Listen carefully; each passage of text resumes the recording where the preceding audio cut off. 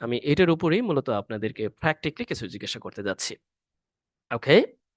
Here we see প্রথমত একটু লক্ষ্য করি আমাদের ফ্রি হ্যান্ড ইংরেজির দুনিয়ায় আমি ইতিমধ্যেই আপনাকে অবগত করেছি যে আপনি চাইলে দুনিয়ার সবকিছুকে মুখস্থ করে এরপরে আমাদের দৈনন্দিন লেখালেখিতে অ্যাপ্লাই করতে পারবো না। বাট স্পেসিফিক কিছু ব্যাপার সেইগুলো যদি আপনি নির্দিষ্ট অর্থেই জানতে পারেন এবং সেইগুলোর ব্যবহার সম্পর্কেও যদি আপনি নির্দিষ্ট করে আপনি অবগত হতে পারেন, তাহলে কিন্তু আপনার অন্ততপক্ষে এই কনফিডেন্সটা গ্রো করবে, "ও হ্যাঁ, আপনি তো রাইটিং স্কিলের অংশ হিসেবে কিছু একটা অংশ জানেন বা ভোকাবুলারি জানেন, যেটা আপনি আপনার প্রয়োজনে কাজে লাগাবেন।" লক্ষ্য করুন, আমরা কিন্তু প্রায় আমাদের বাক্যকে বড় করার প্রয়োজনে বা ছোট্ট বাক্য বলার সময় বা লেখার সময় এই ব্যাপারগুলো লক্ষ্য করি। বিষয়ে, সম্পর্কে বা বিষয়ে। Have we see? Regarding. সাধারণত আমরা about ব্যবহার করি। But when you will use regarding or with regard to or you can also use and with respect to এগুলো কিন্তু অনেকটা advance at the same time এটা অনেকটা আপনি বলতে পারেন যে আ আমাদের যে অ্যাডভান্স ফ্রি হ্যান্ড ইংরেজি লেখা বা সাহিত্যিক বা রিসার্চ পেপার তাদের এই সমস্ত লেখা এগুলোকে বেশি অ্যাপ্লিকেবল হয়। প্রশ্নটা হচ্ছে আপনি আমাদের দৈনন্দিন প্রয়োজনে কেন ব্যবহার করতে পারব না? এখন আমি কেন এগুলোকে এক জায়গায় করেছি? আপনার পড়তে সুবিধা হবে তো। জাস্ট আপনি একটু ক্লিক করুন। আপনার কাছে যা পরিচিত তার মার্ক করতে হবে না। যেমন অ্যাবাউট আপনি জানেন। সম্পর্কে বোঝাতে সাধারণভাবে আমরা ব্যবহার করি। যেমন আমি যদি বলি, "Oh, I would like to know about yourself." আমি আপনার সম্পর্কে জানতে চাচ্ছি। Right. So you can use here about, but also you can use regarding.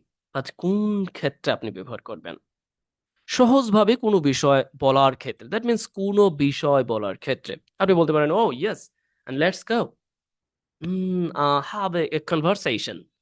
You can use here and regarding climate change, corruptions, and political situation, what's going on right now, and also international affairs right now happening around the world, right?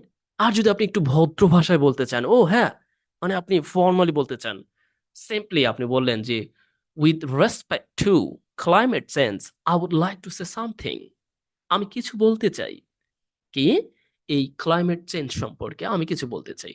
এটা অনেকটা ভদ্রতার মানে সাথে যাচ্ছে আরকি। At the same time আপনি কোন কিছু উল্লেখ করতে যাচ্ছেন, সম্পর্কে বলতে চাচ্ছেন, just with reference to you can use also. আমি কিন্তু মূলত আপনাকে লেখালেখির ব্যাপারটাকে প্রাধান্য দিয়েই মূলত আপনার সামনে উপস্থাপন করছি। জাস্ট সামান্য পার্থক্য। এখন এইটা কি শুধুমাত্র লেখালেখিতে কাজে দিবে? মোটেও না। এটা আপনি কিন্তু দারুণভাবে আপনার দৈনন্দিন ইংরেজি আপনারা যারা ইংরেজি রিডিং স্কিল ইমপ্রুভ করতে চান, তাদের জন্য দারুণভাবে কার্যকর বটে। কারণ আপনি কখনো পাচ্ছেন in regard to, কখনো পাচ্ছেন as regards, কখনো as respects, কখনো আপনি পাচ্ছেন concerning। আপনার কাছে মনে হচ্ছে এই কি হিজিবিজি, হিজিবিজি, তাই না? বাট আপনি যদি একসাথে জেনে রেখে দেন, আপনার যখন যেইটা সাধারণভাবে আপনি মনে করছেন যে হ্যাঁ, এটা আসলে ব্যবহার করা যায়। লক্ষ্য করেন, আমি এই সংক্ষিপ্ত যে ব্যাখ্যা এখানে স্পষ্টভাবে উল্লেখ করা আছে। রিগার্ডিং ব্যবহার করবেন সহজভাবে কোনো বিষয়ে কথা বলার জন্য। লক্ষ্য করেছেন? কথা বলার জন্য। উইথ রিগার্ড টু আপনি কথা বলার জন্য ব্যবহার করবেন। দারুণ না? But with respect to you can use and ভদ্রভাবে ফরমালি লিখিতভাবে কোনো কিছু উপস্থাপন করার জন্য। এখন লেখালেখির সময় কি আপনাকে এগুলো অনেক বেশি মুখস্থই রাখতে হবে? না। আপনি জাস্ট অভ্যস্ততায় পরিণত করুন ব্যাপারগুলোকে যে yes and when you are going to say something or present something informally or in a written format, definitely you can use here as respects, or you can use also as regards or with respect to. Even you can use and concerning, right? আপনি বলতে পারেন and concerning Rahim, Karim, Jabbar. I don't know more. আমি রহিম, করিম, জব্বার সম্পর্কে বা কোনো বিষয় সম্পর্কে তেমন একটা অবগত না বা বেশি জানি না। You can use. আশা করছি বুঝতে পেরেছেন।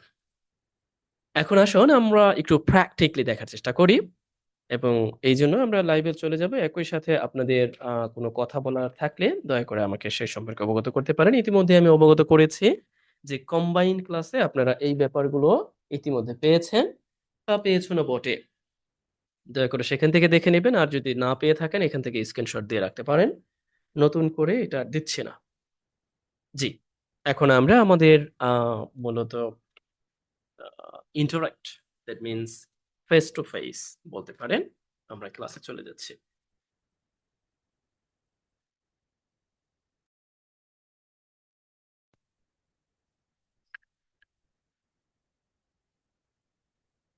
জি, আমাকে শুনতে পাচ্ছেন?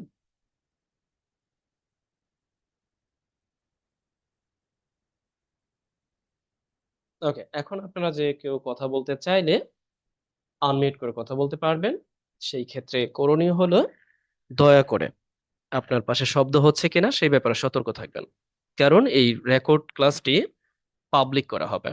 সো ঠিক ওইভাবেই আপনি আমার সাথে কথা বলবেন। এরপরেও এই রেকর্ডেড কোর্স আর মানে অংশ ছাড়াও আমাদের আরো কয়েক মিনিট থাকবে যেটা আপনি নির্দ্বিধায় যেকোনো ব্যাপার সম্পর্কে বলতে পারবেন।